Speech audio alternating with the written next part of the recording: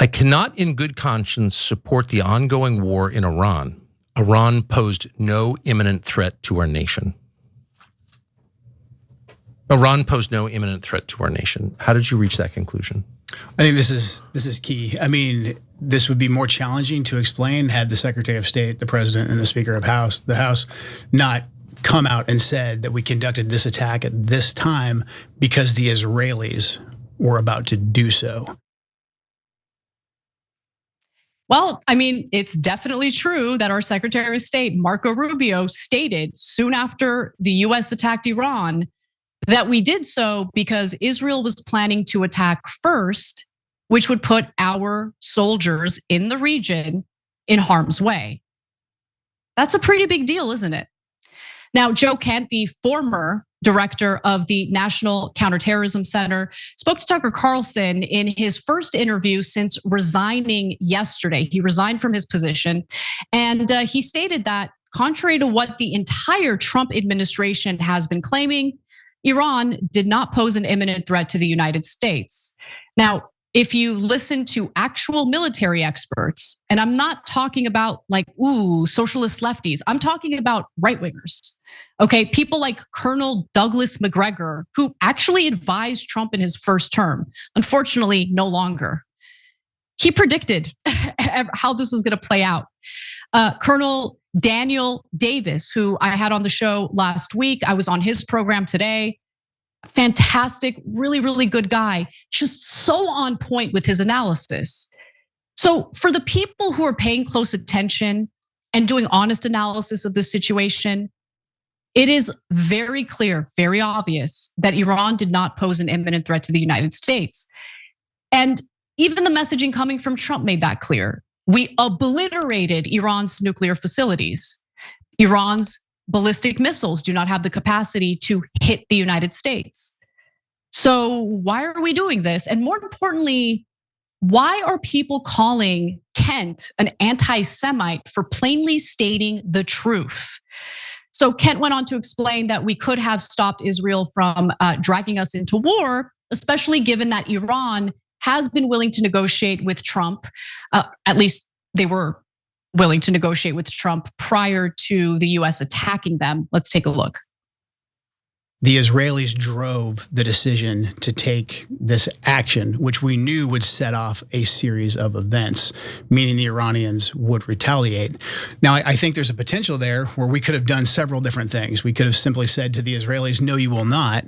And if you do, then we will take something away from you. I think that it's fine that we offer defense to Israel, but when we're providing the means for their defense, we get to dictate the terms of when they go on the offensive. Otherwise, they stand to lose that relationship. But we had a real potential, I think, knowing what we know of the Iranians and how they react, and in particular, how they react to President Trump's leadership. The Iranians under President Trump's leadership, especially in his second term, they have shown that they take a very calculated approach to the escalation ladder. For instance, in the lead up to the 12-day war before Midnight Hammer, the Iranians didn't attack us. They were engaged in negotiations with us. When President Trump came back into office, they stopped their proxies who were attacking us under the Biden administration because they knew Biden was weak. Where's the lie? But seriously, for the people calling him an anti-Semite for stating the things that he's stating, where is he lying? Where is the deception? What's inaccurate about what he's saying? Iran, you don't have to like the regime in Iran. Okay, we're Americans. If you're watching the show in America, you're an American, right? We have certain freedoms that the Iranian people might not have. You might really disagree with that regime. That's fine. First of all, it's none of our business who's in power in any country. What happens to be our business is who's leading us within the borders of our country. But aside from that, if you can think clearly and put biases aside, you have to acknowledge that Iran showed tremendous restraint. You have to remember last summer, in the middle of peace negotiations, the US struck Iran, struck its nuclear sites in that 12-day war. And what Ken is saying here is accurate. Instead of it moving up the escalation ladder, Iran called up the United States, let the United States know, listen, to save face with our population, to show that we're responding, we're gonna hit these military bases, make sure you evacuate your troops. Because we don't want anyone to die. And guess what? No one died as a result of Iran's response to us bombing their nuclear facilities. Okay. Fast forward to not too long ago, we're engaged in peace negotiations, allegedly, with Steve Witkoff and Jared Kushner involved, two unelected dweebs who have no interest in peace, which is pretty clear to me. And based on what one Gulf official told the press, they were sabotaging the peace deal or the peace talks. They weren't actually interested in finding a solution in order to prevent war. And in the middle of that, as by the way, Iran is willing to make even more concessions. They were willing to go further than they were willing to go in the Iran nuclear deal known as the JCPOA. Okay. The US strikes and they start this war. Now, I don't want to take agency away from Donald Trump. Donald Trump, at the end of the day, decided to do this. He decided to do this. Now, whether he was manipulated or not, I'm sorry, you are the president of the United States. It is up to Trump to take a look at all the evidence before him, consider the actual military capability of Iran, consider what your exit strategy is, and then make a decision. But he didn't do that, did he? He didn't do that. He thought this was gonna be a Venezuela type thing. And he was high off his own supply. He thought Venezuela was such a success. I'm king of the world. Look, this is true of any other context. And this is like the biggest piece of advice I'll give to anybody. Sometimes we're feeling ourselves. Sometimes we're really killing it, whether it's in our jobs, our interactions with our family members, whatever it is, right? We really think we're on fire sometimes. Don't make that mistake. Don't let your ego take over. Don't convince or fool yourself into thinking you're invincible, because that is the biggest weakness any single individual can have. Anyway, Kent also claimed that not only was Iran not a threat, not an imminent threat to the US, but Iran wasn't even close to obtaining a nuclear weapon. Take a look. Was Iran on the verge of getting a nuclear weapon? No, they weren't, 3 weeks ago when this started, and they weren't in June either. I mean, the Iranians have had a religious ruling, a fatwa, against actually developing a nuclear weapon since 2004. That's been in place since 2004. That's available in the public sphere. But then also we had no intelligence to indicate that fatwa was being disobeyed or it was on the cusp of being lifted. The Iranian strategy, it's actually pretty pragmatic. The Iranians are obviously aware of what's taking place in their region. And their strategy was to not completely abandon their nuclear program, because they saw what happened to Muammar Gaddafi in Libya. And then conversely, the Iranians also knew that if they came out and said, okay, we've got a nuke, whether they were bluffing or not, right. Saddam Hussein, Iraq right next door. I think he's totally right about that. That's the reason why Iran did enrich their uranium up to 60%. You'd need 90% enriched uranium in order to build a nuclear bomb. But they did enrich up to 60% and stop. Now, why did they do that? Number one, they did have that fatwa against nuclear weapons. That fatwa was imposed by the now assassinated Ayatollah Ali Khamenei.